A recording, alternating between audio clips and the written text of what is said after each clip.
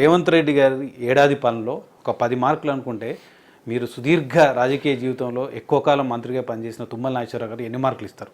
అంటే మార్కులతోటి పాలన మనం కొలవలేం, కానీ వ్యక్తిగతంగా చెప్పండి. ప్రజల యొక్క అనుభవం, ఆయన గారు గతంలో ఎప్పుడు కూడా అడ్మినిస్ట్రేటివ్ పోస్ట్లో లేరు.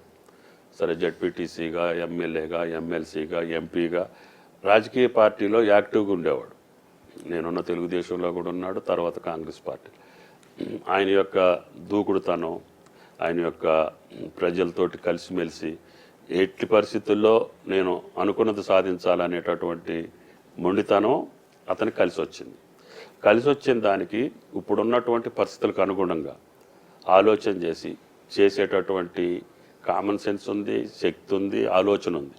దానికి అందరం సహకరించి ఈ ప్రభుత్వం రేపు రాబోయే 4 ఏళ్లలో పద్ధతి ప్రకారంగానే పరిపాలించింది, ప్రజాహితం కోసమే చేసిందనే పేరు తెచ్చుకోవాలనేది నా మానసికమైనటువంటి, నా అంతరంగమైన కోరిక.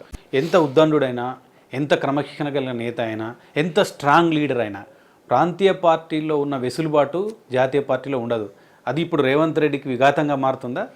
విఘాతం కాదు, కానీ హైకమాండ్ కూడా ఆలోచన చేసి ఎక్కడైనా పొరపాటు ఉంటే సరి చేసుకోవటం, కానీ దానికి పూర్తిగా స్వేచ్ఛ ఇవ్వాల్సినటువంటి అవసరం ఉంది. ఆ స్వేచ్ఛని ఈయన సద్వినియోగం చేసుకోవాల్సిన అవసరం.